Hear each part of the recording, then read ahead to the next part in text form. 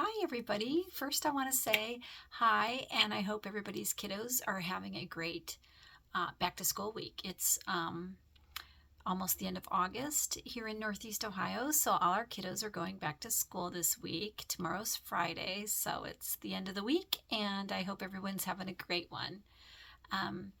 It's been a while since I posted a video, and I wanted to get back into it, so here we go. I have so many ideas that I want to talk about. So I think I'm going to try to do like a once a week cadence for dropping new videos.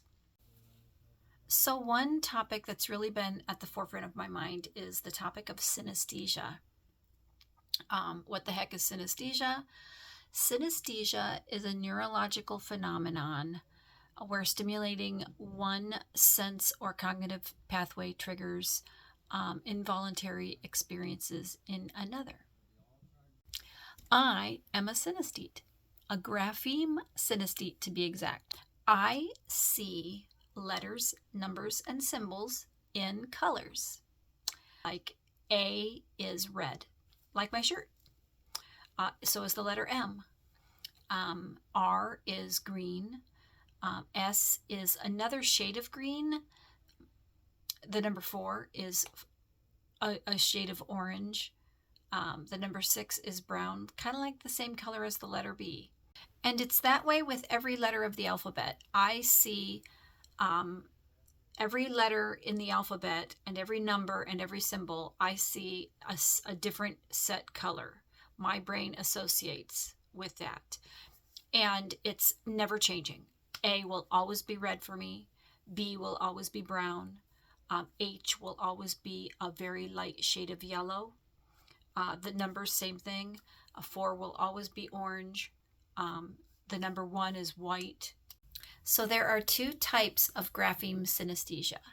There is projector, which is where the person actually applies color to the written letter.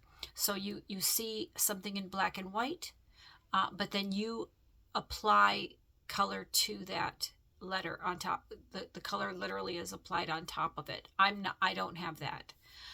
There's also associate grapheme synesthesia, and I have that. That is where I see words on the written page in black letters on white background, but my mind sees the letters in different colors. So I see it both ways, but my mind processes the color scheme separately.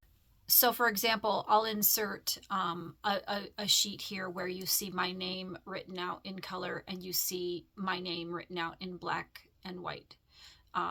The colors are what my mind sees.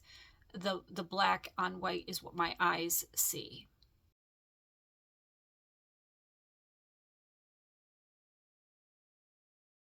When I'm driving on the freeway, for example, the green board with the white reflective letters, I see the white reflective words.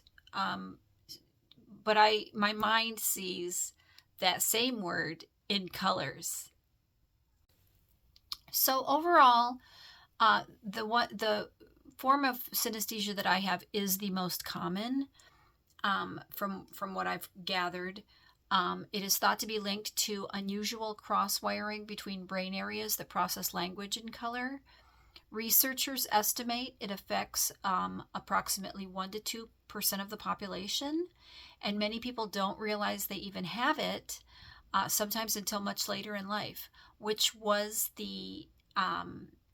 what happened with me. I didn't even realize I had it until I was much later in life. I mean, I knew that I saw the world that way. I just didn't realize that everybody else didn't. So scientists don't know what causes synesthesia, but there are some theories, and I did take some notes to explain those theories. So the first one is called cross-activation theory. In the brain, the region that processes visual symbols, letters, and numbers is close to the color processing region, the area in the visual cortex. In synesthetes, these areas may have extra neural connections, so seeing a letter automatically triggers a color perception. There's also the second theory of disinhibited feedback theory. Instead of extra wiring, synesthesia might come from the brain's usual filtering system being less strict. Normally, the brain suppresses irrelevant connections, but in synesthetes, these signals get through. So letters evoke colors. Then there's the third theory, which is the genetic connection. Synesthesia often runs in families, suggesting a hereditary influence, though no single synesthesia gene has been identified. So what is it like to have it? For many people, it makes reading and math more memorable and vibrant and vivid. For example, remembering a telephone number is super easy. Spelling is great. Spelling is great. As a matter of fact, it's when there's an error that it really stands out and it's pronounced to you right away. Some say it enhances creativity. Some musicians, writers, and artists have spoken about using synesthesia as inspiration. Some famous musicians have described seeing notes in color or feeling the sound of a note. That's synesthesia.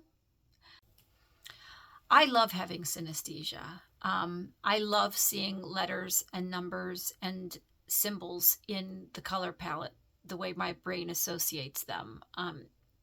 I remember when I realized and found out that not everyone has that, I kind of felt sorry for people that don't have that gift. I think of it as a gift.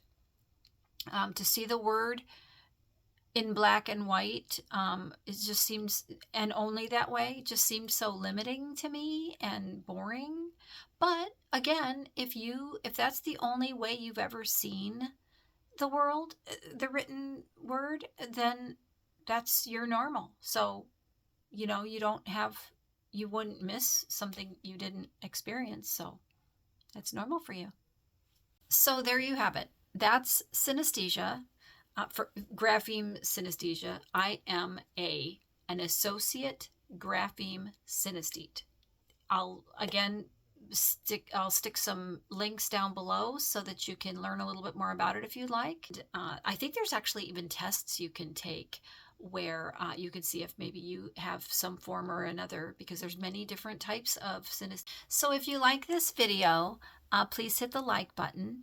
And if you'd like to see more content like this, please hit subscribe, and maybe even leave me a comment.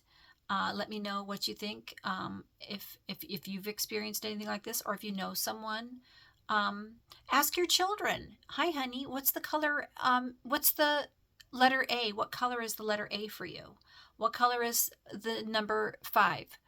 See if they just happen to tell you that it's a certain color. You never know unless you ask. But I would love to have you as a subscriber, so please help my channel grow, and I'll see you in the next video. And that's it. There you have it. Bye-bye.